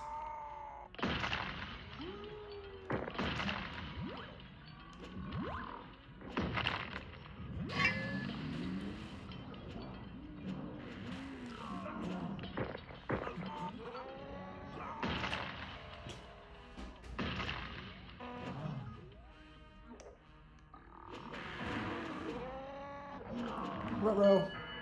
Oof. Ouch.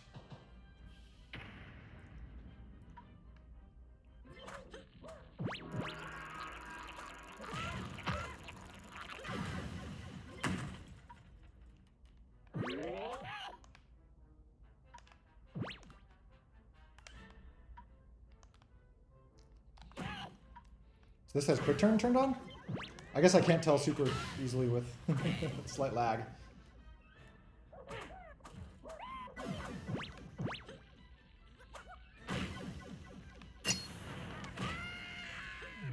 Dang.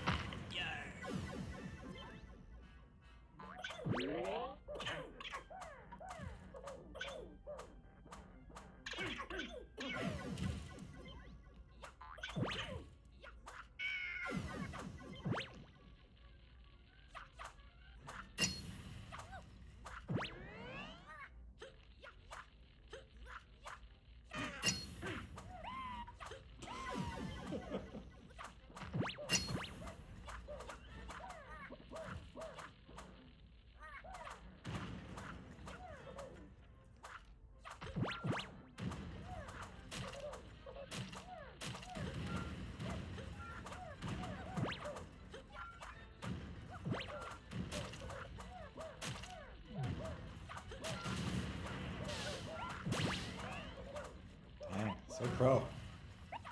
Oh!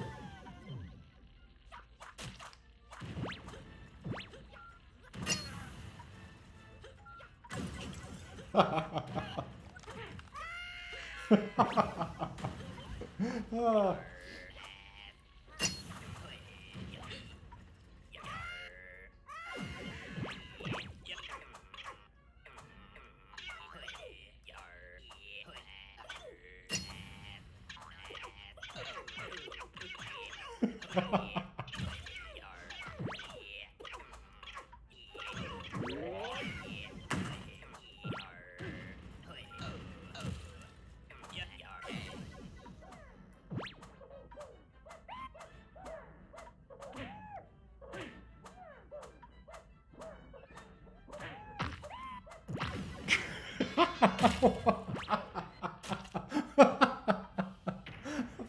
Oh, that was amazing.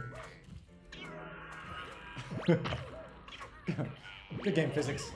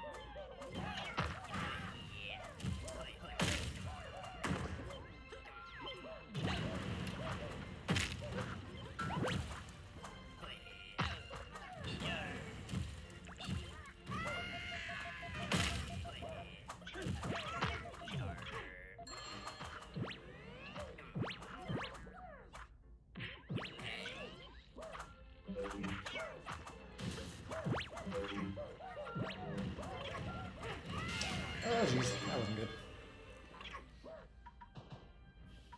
Yeah.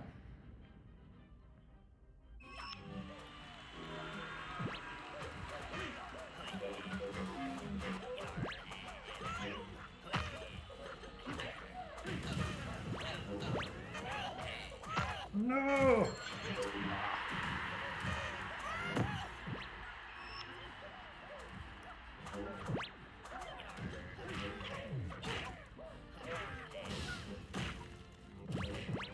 Oh, jeez.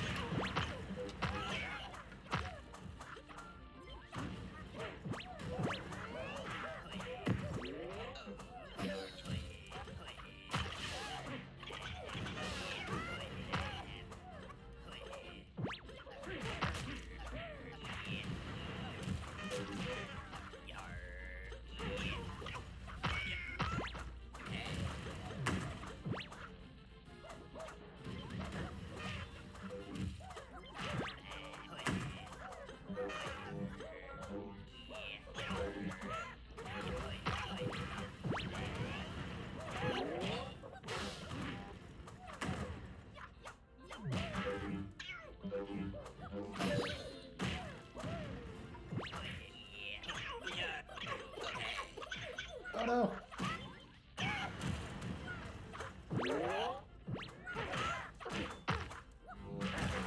No! Aw. Well.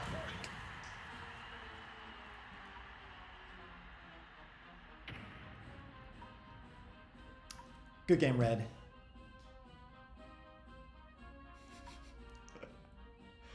No, I don't want to make you all like have even worse lag.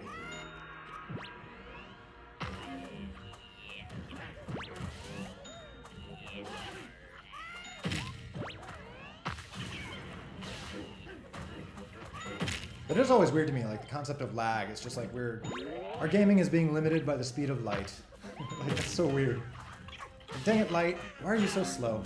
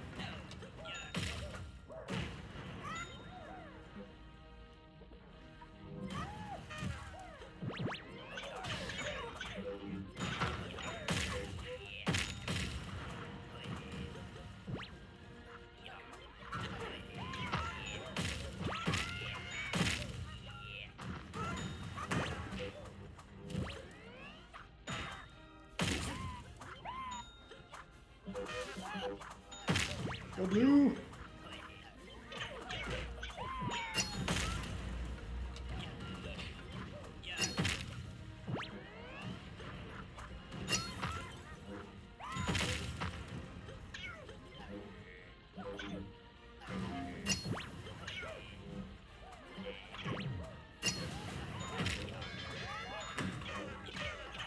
Oh, that was good.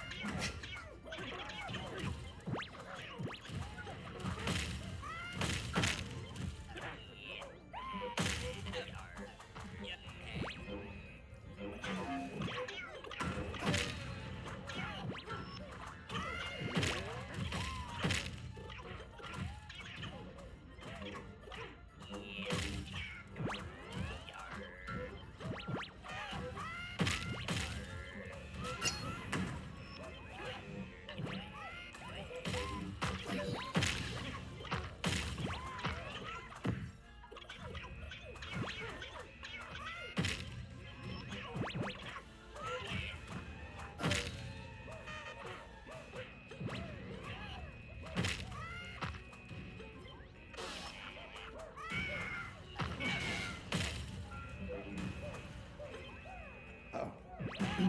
Oh no.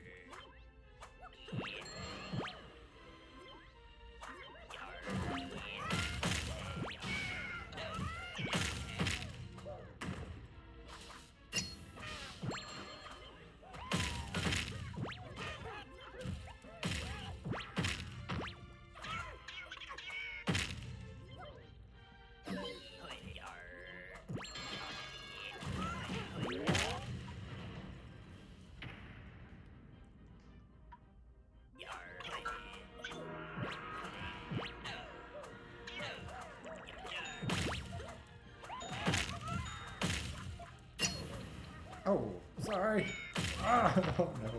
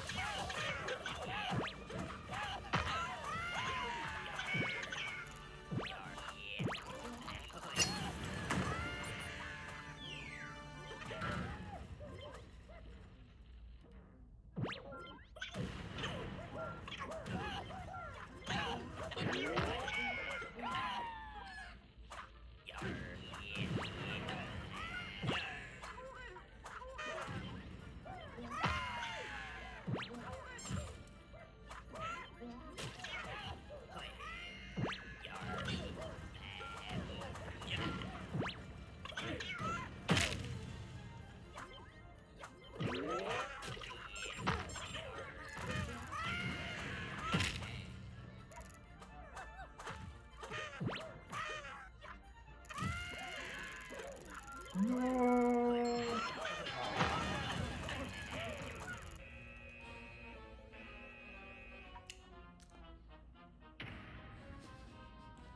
Ouch.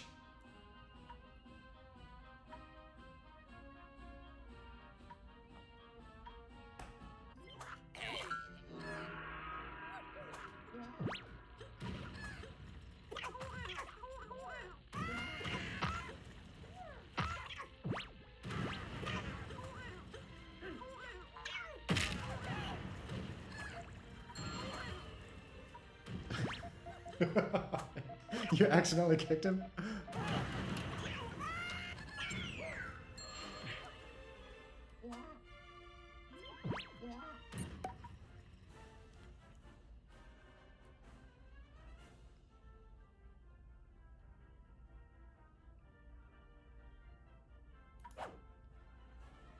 Holy moly.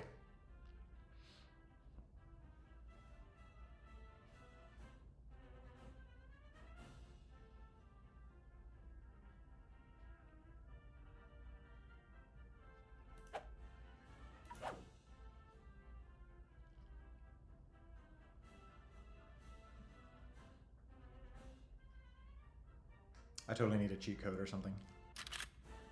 Oh, there we go.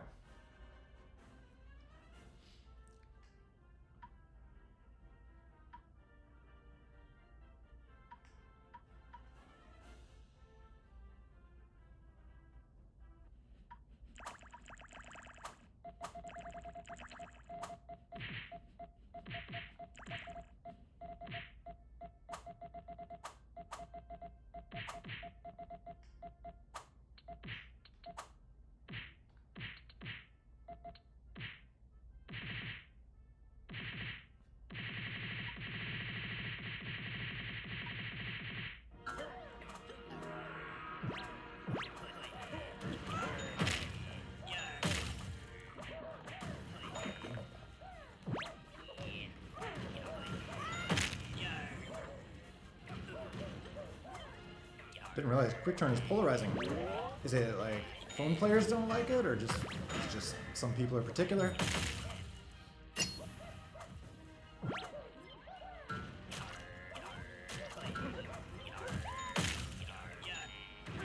Okay.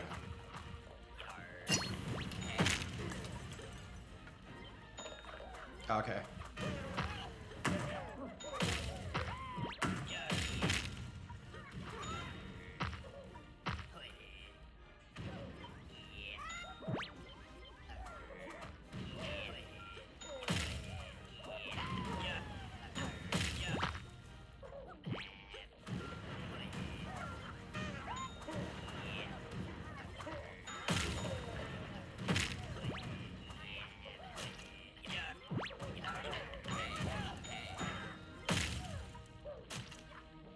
What was that?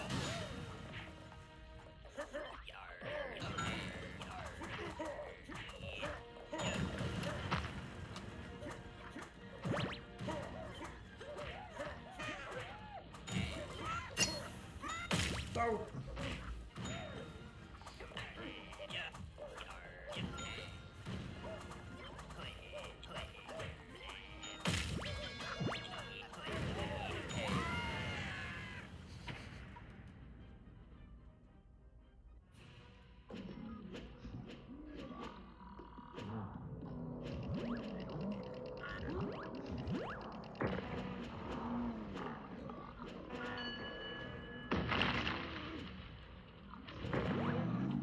Oh no. Good catch, Brace Step.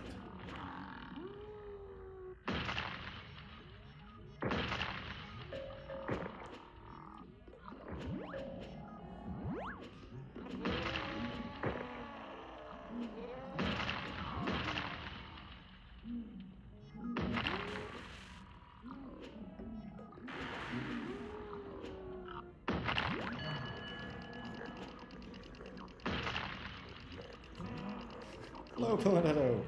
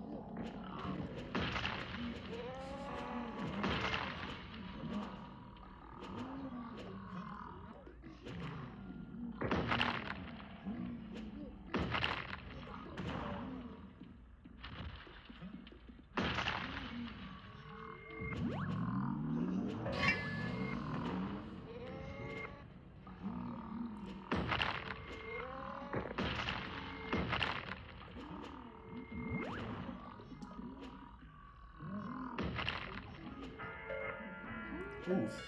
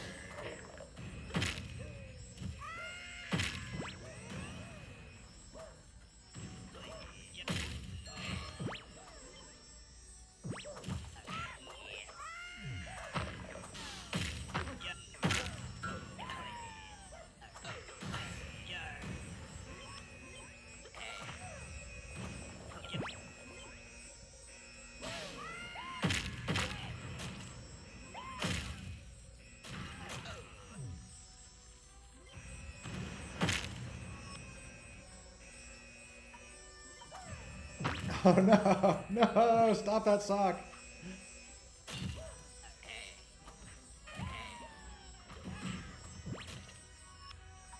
Yes. Oh my god. That was amazing. But not cool, not cool. Oh no. Ah. My thumb is sore from hovering there. Ah. Come on, Team Blue. We gotta get it together. I fall instantly to my death.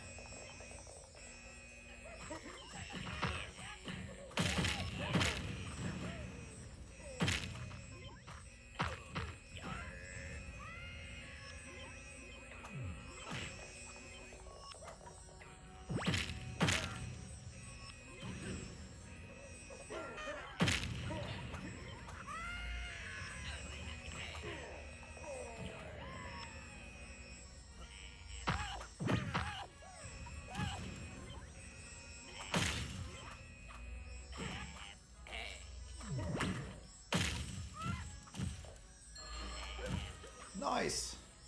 All right. There is still hope.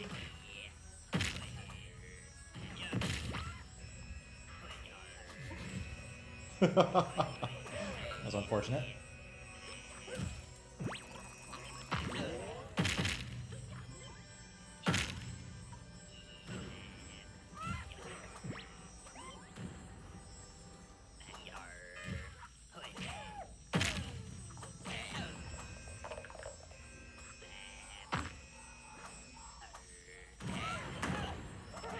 Oh no.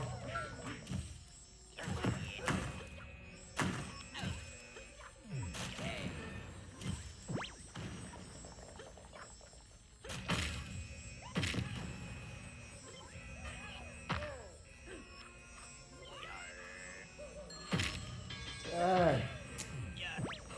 Ah. You red folks are unstoppable.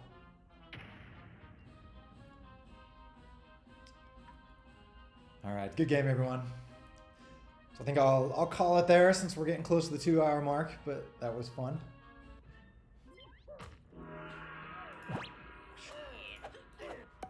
So y'all can keep playing if you want, of course.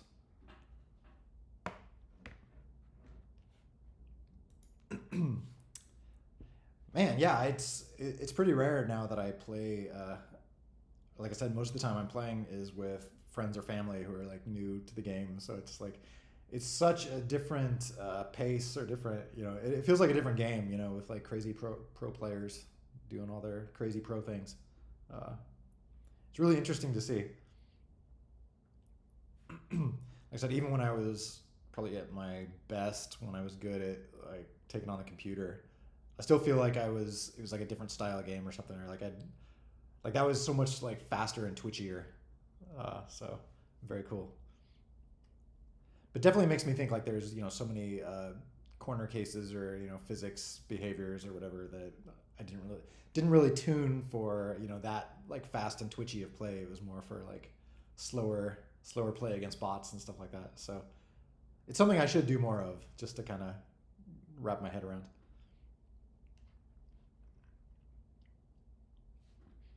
At least Blue had a few wins in there.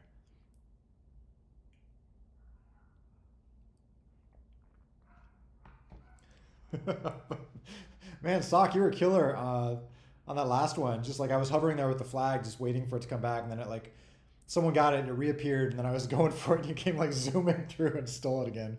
Like 2 seconds later, it's like, oh my gosh, it was pretty impressive. You were just on like a loop, just like waiting for it to reappear or something. But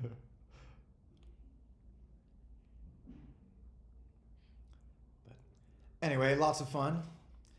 Um, so, Sock, is there or anyone else any imminent plans for mod updates? Like we should. I mean, you showed some of the new stuff, but like, is that like a 1.2 coming out or 1.8 when? I don't want to do the is it when it's ready thing, but I'm hoping a few more weeks of work we'll get it pretty close. We'll see. Um, oh yeah, I'll hop in DMs after this. I do plan, like I said, I do owe everyone a pass through PRs, so I'll try to pull some of those in. So I should be lurking here online for a bit. So hit me up in PRs, or hit me up in DMs or PRs, uh, if you got anything to chat about. And otherwise, yeah. Anyone have any last thoughts, comments, complaints, etc.? Otherwise, we'll wrap it up for the week. Like I said, sorry we didn't have anything super awesome for the fact that it's the 50th episode today. But well, for when 100 rolls around, we'll have to do something special.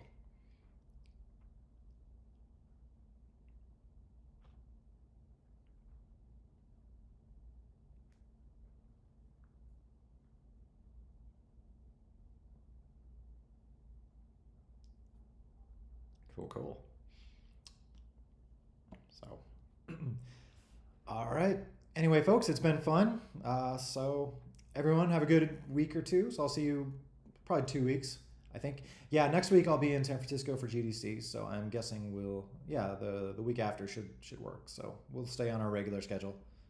Um, Anywho, all right, everyone have a good 2 weeks and been fun. And I will talk to you guys in the next episode. So peace out.